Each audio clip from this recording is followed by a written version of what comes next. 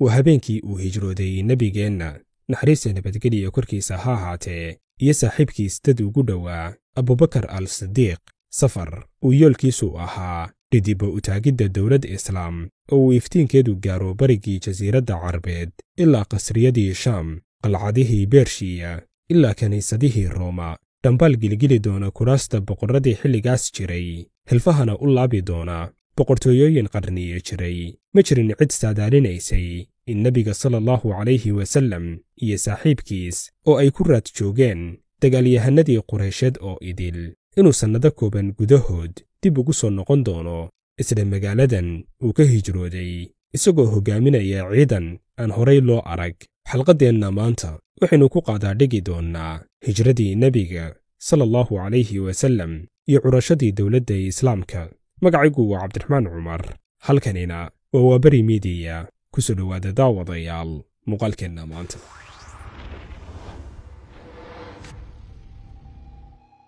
ma raadinaysaa inaad qur-aanka ku baratid qaab online ahaan adiga oo gurigaaga jooga haddii aad joogtid dalka iyo dibaddiisaba macrifa islaamic school wuxuu kuu hayaa fursad aad qaab online ahaan ugu baran kartid qur-aanka carabiga ingiliishka iyo xitaa soomaaliga waxaad kala xiriiri kartaa lambarka ka muuqda shaashadda sidoo kalena aad ka heli kartid kommentiga ugu horeeya kadib markii uu nebigu naxariista nabadgeliya korkiisa ha ahaatee la mubaayacooday reer yatrib waxaa bilaabatay inay saxaabadii joogtay maka ay u diyaargaroobaan aadidda iyo u hijroonta magaalada yatrib dhinaca kale quraysh ayaa ogaatay baycada uu nebigu galay iyo in yatrib ay noqon doonto xarunta diintii ay kala dagaalamayeen inay ku faafto maka quraysh waxay dareentay halis ku aadan jiritaankeeda haddii maxamed uu dowlad ka samaysto yatrib oo yatrib waxay waddo muhiim u ahayd ganacsigii quraysh ee ka imaan jiray shaam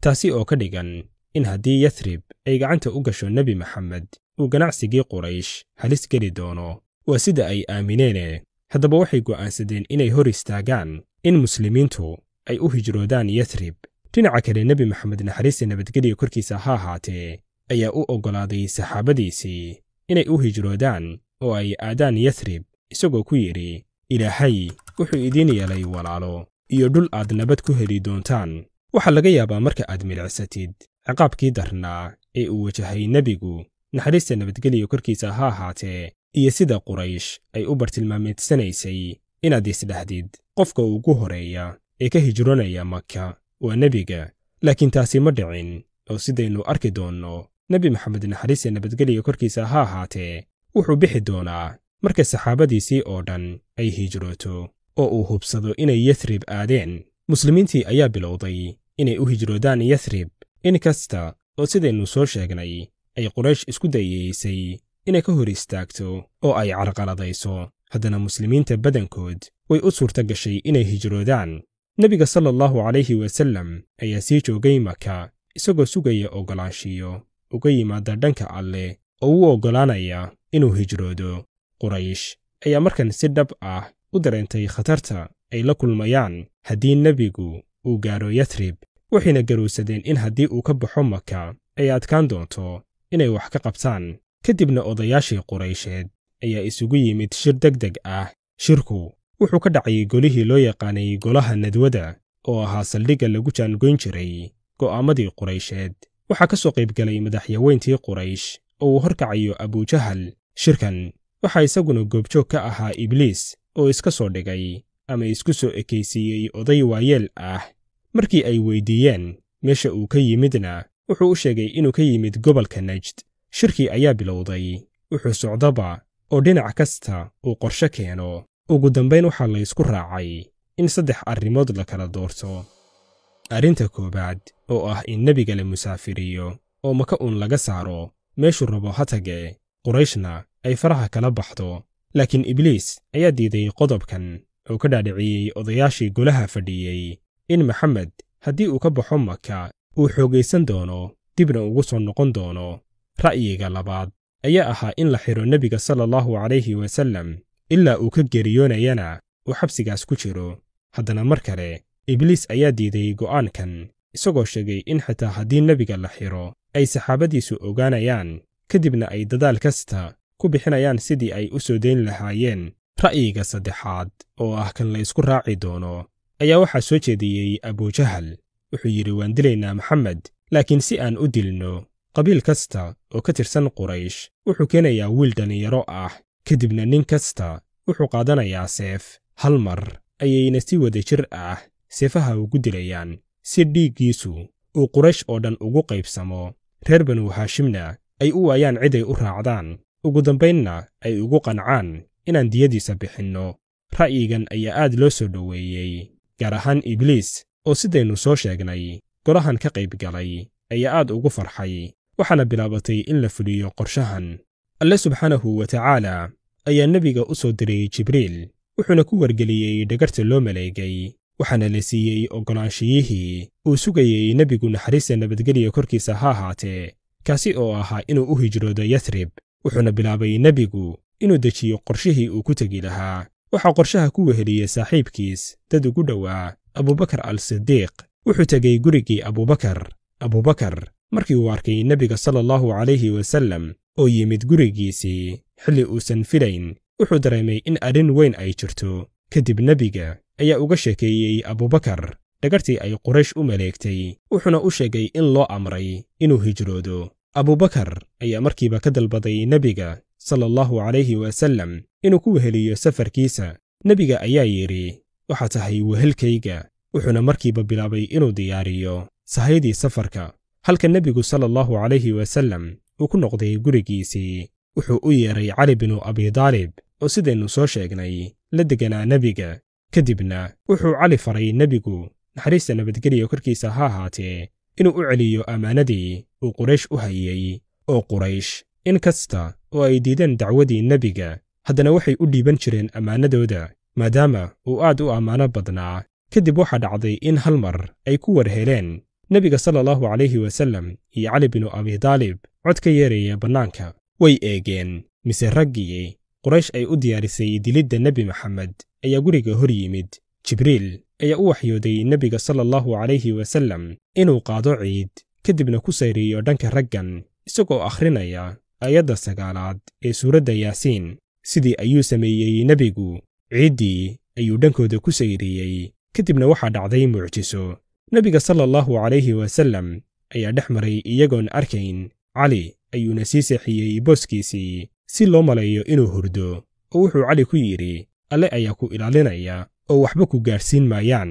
kadibna nebiga sala allahu calayhi wasallam ayaa tegey gurigii abubakar, wuxuuna u sheegay inay dhaqaajinayaan. sidii ayuuna ku bilowday safarkoodii. markii ay xoogaa socdeen kana baxeen maka, ayay raadsadeen god ay maalmaha ugu horeeya quraysh uga dhuntaan. inta raadintu ay joogsanayso, waxay arkeen buurta la yidhaahdo thawr. kadibna buurtaas ayay u baxeen.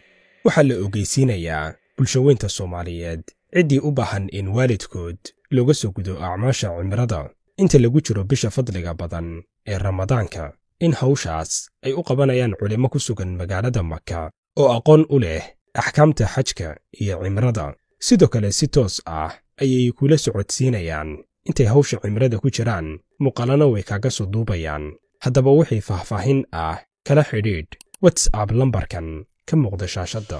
aynu u soo noqonno Makka. gaaladii loo soo diray inay dilaan nebiga waxay hor joogeen gurigii nebiga sala allahu calayhi wasallam oo waxay sugayeen inta uu soo baxayo. ugu dambayn waxay go'aansadeen inay gudaha u galaan oo ay nebiga dilaan. markii ay dul tageen sariirtiisii, damceenna inay hal mar seefaha ku boobaan, ayay ku war heleen cali binu abidaalib oo meeshii nebiga jiifa. cali ayay ku dhaheen, mee maxamed?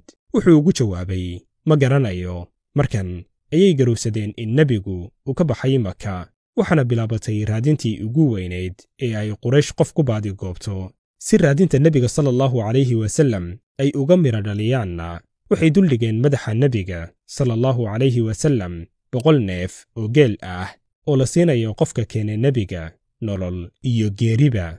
intii ay nebiga sala allahu calayhi wasallam iyo abubakar ku jireen godkan, waxaa warka ka socda Makka u soo sheegi jiray cabdilaahi binu abibakar oo ahaa inanka uu dhalay abubakar al-sidiiq.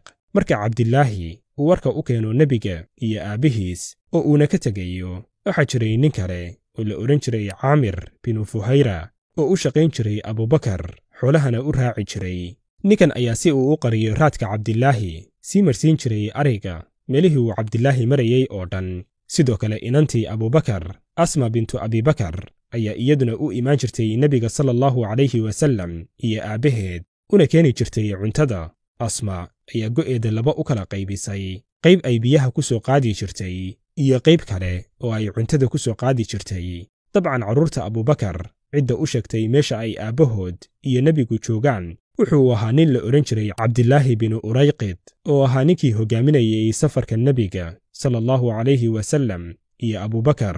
oo ninkani in kasta oo aanu islaamin haddana wuxuu ahaa dhulyaqaan aad u ammaano badan. abujahal iyo gaaladii kale ee quraysheed waxay raadiyaan nebiga sallallahu calayhi wasallam way waayeen meeluu jaaniya cirib dhigay. waxay bilaabeen inay ka raadiyaan buurihii iyo deegaanadii u dhowaa maka. waxay socdaan, waxay soo gaareen buurtii uu nebigu joogay. raggii la socday abujahal ayaa ku dhahay way adag tahay inay buurtan koraan, oo marka laga yimaado inay aad u dheer tahay, haddana waa mid qallafsan oo aan lagu socon karin. laakiin abujahal ayaa ku adkaystay inay buurta u baxaan, oo wuxuu u sheegay in korkeeda uu ku yaalo god, lagana yaabo inay halkaas ku dhuumanayaan. sidii ayay sameeyeen, way u baxeen, waxayna dul yimaadeen godkii qaaru thawr oo ahaa godka ay ku jireen nebiga sallallahu calayhi wasallam iyo saaxiibkiis. abubakar ayaa ku yidhi nebiga haddii ay hoos eegaan wayna arkayaan. markaasuu nebigu ugu jawaabay, ka waran maxaad ka filaysaa? laba uu alle saddexeeyo. abujahal iyo gaaladii la socotay ayaa laga indhasaabay arkidda nebiga sallallahu calayhi wasallam, kadibna waxay go'aansadeen inay isaga degaan buurta. 3 maalmood oo ay nebiga sallallahu calayhi wasallam iyo saaxiibkiis ku jireen qaaru thawr, ugu dambayn waxay go'aansadeen inay safarkoodii sii wataan. waxaa dhacday in intii ay sii socdeen uu arkay nin ka mida raggii quraysheed, kadibna wuxuu ku noqday golahoodii, wuxuuna wargeliyey odayaashii.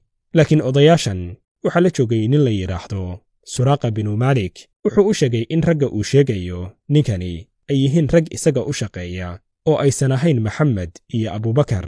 kadibna suraaqa ayaa inta gadaal ka wareegay, faraskiisii qaatay, isagoo isleh yaan lagaaga horayn maxamed oo ku guulayso 100 halaad.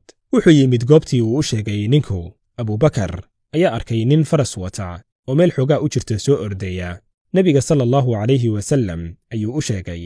suraaqa ayaa ku war helay in mar kasta oo uu xoogaa u jirsado nebiga uu faraskiisu dhulka gelayo oo uu ka dhacayo. 3 jeer ayay sidan ku dhacday oo uu mar kasta faraska ka dhacay. wuxuu garowsaday in nebiga sallallahu calayhi wasallam ay ilaalinayso awood ka saraysa bini'aadamka, adag tahayna in uu dilo iska daaye in uuba ka agdhowaado. kadib wuxuu cod dheer ugu qayliyey nebiga sallallahu calayhi wasallam, wuxuuna yidhi, waxaan ahay suraaqa binu jucshum, waxba idiin geysan maayo ee ila hadla.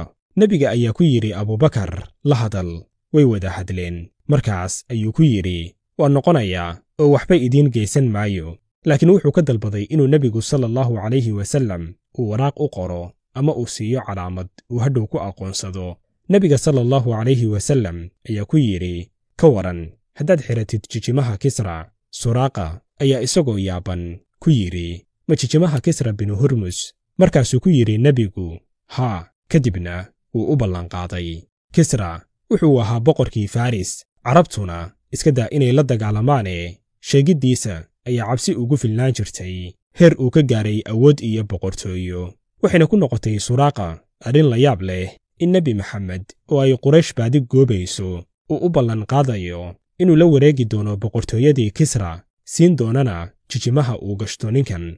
dabcan suraaqa iyo nebiga sallallahu calayhi wasallam sidii ayay ku heshiiyeen, wuxuuna ku noqday maka, mana sheegin inuu arkay nebiga. halka abubakar iyo nebiguna ay sii wateen safarkoodii.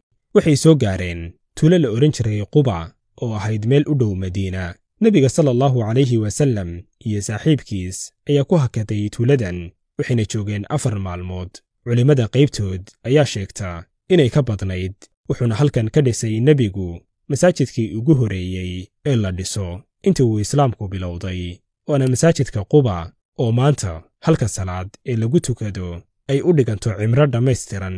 cali ayaa ugu yimid nebiga tuuladii quba, kadibna waxay sii ambaqaadeen safarkoodii iyagoo yimid madiina oo aad loogu soo dhoweeyey. haddaba maxaa ka dhacay madiina? maxayse ahaayeen qawaaniintii uu nebigu soo dejiyey dhidibadana u taagtay dowladdii islaamka? waxaynu ku ogaan doonnaa xalqaddeenna soo aadan.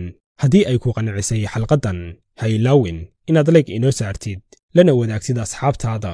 haddii aad nagu cusub tahayna nagu soo biir oo ka mid noqo bahweynta nagu xidhan. mahadsanidin.